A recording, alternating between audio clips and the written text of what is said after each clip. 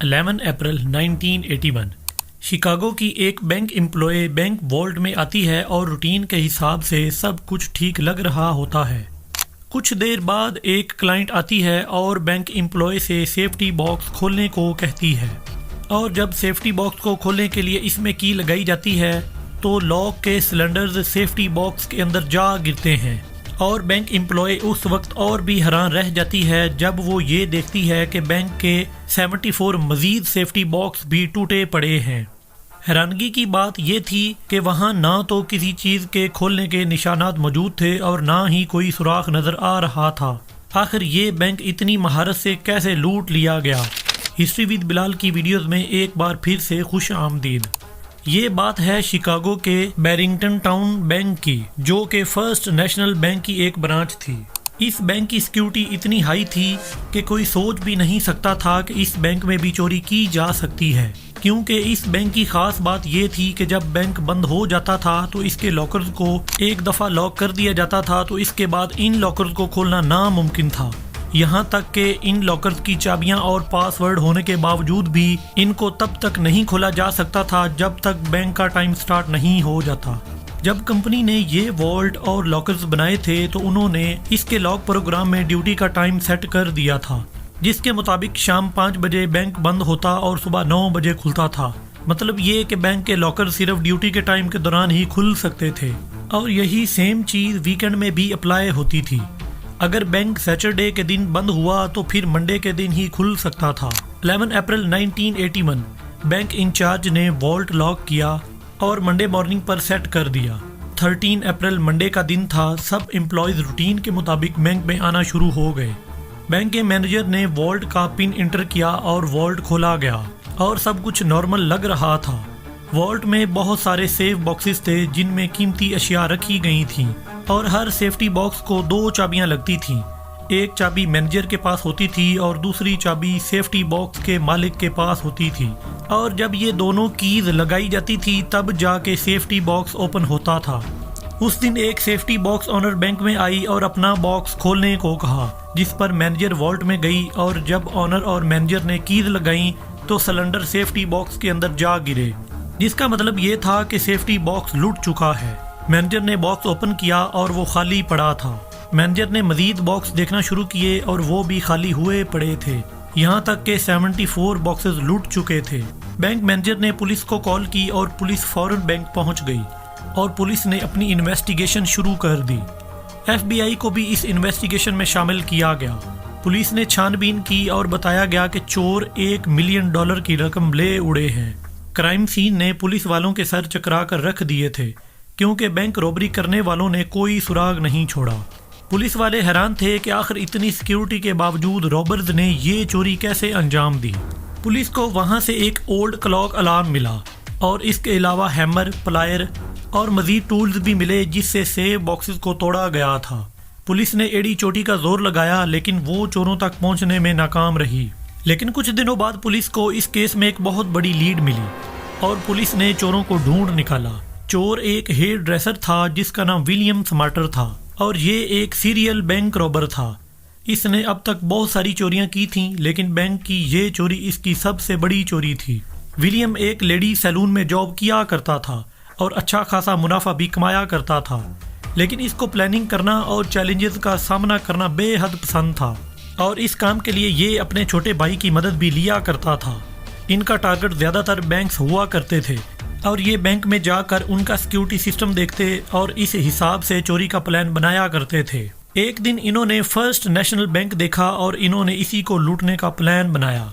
सबसे पहले दोनों भाई बैंक में गए और फेक नाम के साथ सेफ्टी बॉक्स लॉकर्स रेंट पर ले लिए, और बैंक की एक लेडी एम्प्लॉय के साथ दोस्ती भी की ताकि वो इन दोनों की ज़्यादा छानबीन ना किया करे। ये दोनों अगले दिन बैंक में फिर से गए। बैंक की एम्प्लॉय ने इनको अटेंड किया, इन दोनों की आइडेंटिटी की और लॉकर तक ले गई। जब बैंक एम्प्लॉय लेडी ने इनको बैंक का लॉकर ओपन करके दिया तो विलियम ने कहा, अब हमको अकेला छोड़ दो, और दूसरा भाई उसी लेडी एम्प्लॉय के साथ बाहर चला गया और उसको अपनी बातों में लगा लिया। इतनी देर में विलियम ने ये पता लगाया कि कौन कौन से टूल्स के साथ लॉकर्स को तोड़ा जा सकता है, और मज़ीद दूसरी ज़रूरी बातों का भी पता लगाया। اور سب سے حیران کر دینے والی بات ولیم کو یہ پتہ چلی کہ بینک میں آنے پر آئیڈینٹی چیک کی جاتی ہے اور جانے پر کوئی چیکنگ نہیں کی جاتی۔ اب چوروں کے لیے اگلا سٹیپ تھا ٹولز کو بینک تک لے جانا اور ان کو سیفٹی باکس میں چھپانا۔ تو انہوں نے ضروری ٹولز اٹھائے اور بیگ میں ڈالے اور روٹین کے مطابق بینک میں چلے گئے، اور آج بھی بینک امپلائی نے ان کو اٹینڈ کیا اور سیفٹی باکس اوپن کیا اور واپس چلی گئی، اور ولیم نے ٹولز نکالے اور باکس میں رکھ دیے۔ ٹولز ایک ساتھ تو بینک میں لائے نہیں جا سکتے تھے، اس لیے یہ کام انجام دینے کے لیے بینک میں کئی چکر لگائے گئے، اور اسی طرح بہت سارے ٹولز انہوں نے بینک سیفٹی باکس میں جمع کر لیے اور کسی کو کانوں کان خبر بھی نہ ہو سکی۔ ضرورت کے تمام چھوٹے ٹولز آ چکے تھے، اب باری تھی کچھ بڑے ٹولز بینک میں لانے کی، لیکن ان کو بینک سیفٹی باکس میں رکھا نہیں جا سکتا تھا۔ اس لیے ولیم نے یہ پلان بنایا کہ وہ بڑے ٹولز کو والٹ کی چھت کی سیلنگ میں رکھ دے گا، اور اس نے ایسا ہی کیا۔ اس نے ٹارچ، لائٹس، کھانا اور جو کچھ ضروری سمجھا وہ یہاں لا کر چھپا دیا۔ اب یہاں ایک اور بڑا مسئلہ آ چکا تھا، اور وہ تھا سیکیورٹی الارم کا، کیونکہ بینک والٹ کی دیوار کے ساتھ اور سیفٹی باکس کے ساتھ اگر کچھ بھی اب نارمل ہوتا تو فوراً الارم بجنے شروع ہو جاتے تھے۔ ولیم سمارٹر الیکٹرانکس ڈیوائسز کا بھی ماہر تھا، اس نے سب سے پہلے سیکیورٹی الارم کے مین باکس کا پتہ لگایا جہاں سے وہ آپریٹ ہوتا تھا، اور ولیم نے سیکیورٹی الارم کی ساری وائرز ڈسکنیکٹ کر دیں، اور جہاں جہاں الارم لگے تھے ان کو ٹولز کی مدد سے توڑ پھوڑ ڈالا۔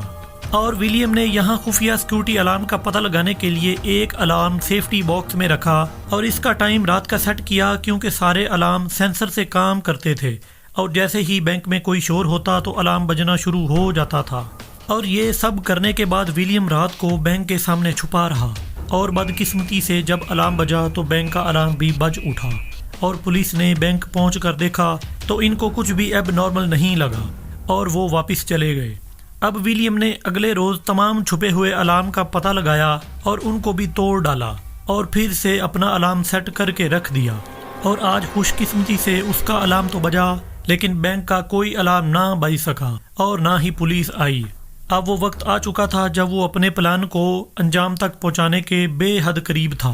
11 اپریل 1981 ہفتے کا دن تھا۔ دونوں بھائی روٹین کے مطابق بینک میں گئے اور امپلائی نے سیفٹی باکس کھول دیا اور واپس آ گئی، اور ولیم کے چھوٹے بھائی نے باہر جا کر لیڈی امپلائی سے بات چیت شروع کر دی اور اس کو اپنی باتوں میں الجھائے رکھا۔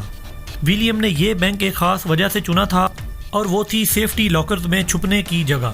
جب ولیم والٹ میں اکیلا تھا تو یہ باکسز کے اوپر چڑھا اور جو خالی جگہ تھی وہاں جا کے چھپ گیا، اور دوسری طرف اٹینڈنس اس کے بھائی کے ساتھ مصروف تھی جو اس کو اپنی باتوں کے جال میں پہلے ہی الجھا چکا تھا، اور جیسا کہ پہلے ہی ان دونوں نے یہ پتہ لگا لیا تھا کہ آتے وقت اٹینڈنس لگائی جاتی ہے اور جاتے وقت نہیں، تو اسی بات کا فائدہ اٹھاتے ہوئے ولیم کا بھائی لیڈی امپلائی کو باتوں میں الجھایا اور جاتے ہوئے لوگوں کے ساتھ گلا ملا اور اکیلا ہی چکما دے کر نکل گیا۔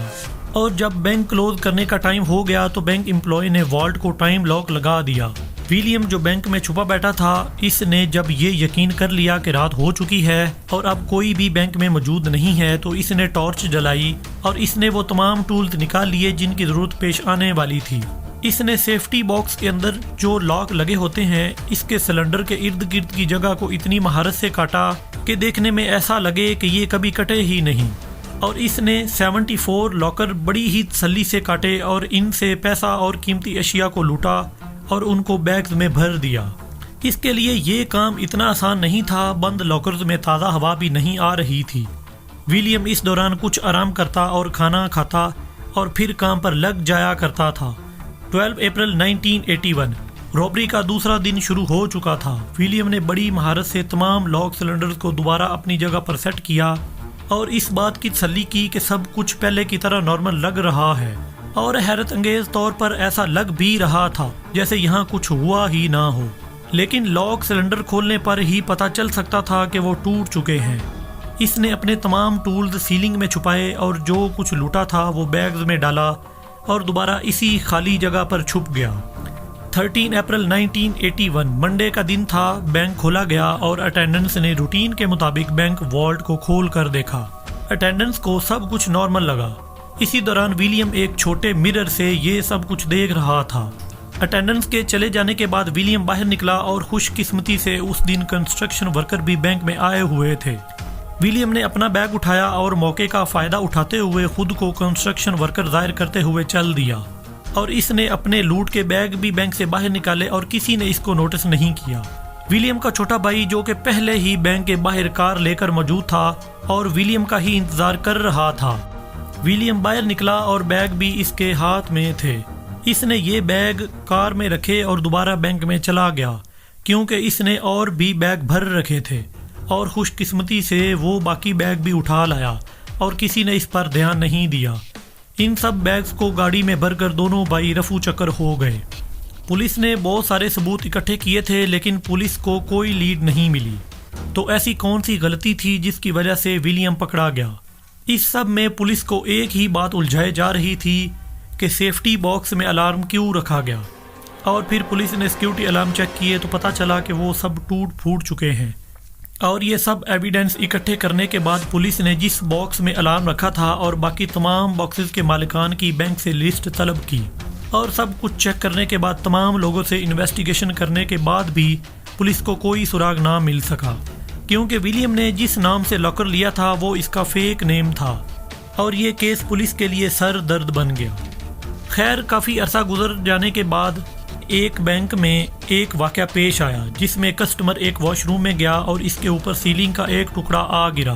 کسٹمر نے سیلنگ کی طرف دیکھا تو اس کو کچھ عجیب سا نظر آیا۔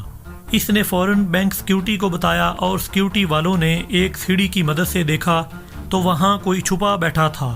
سیکیورٹی نے فوراً پولیس کو کال کی اور پولیس موقع پر پہنچ گئی، اور پولیس نے اس شخص کو نیچے اترنے کا حکم دیا، اور جب وہ نیچے اترا تو وہ شخص ولیم سمارٹر تھا، اور پولیس کو وہاں سے وہی سب ملا جو پہلے ہی فرسٹ نیشنل بینک رابری میں استعمال ہو چکا تھا۔ ایف بی آئی نے جب ولیم کی طبیعت صاف کی تو اس نے تمام چوریاں بتا دیں جو وہ اب تک کر چکا تھا۔ امید ہے آج کی ویڈیو کو آپ بھرپور لائک اور شیئر کریں گے۔ آپ کے پیار بھرے کامنٹس کا بے حد شکریہ۔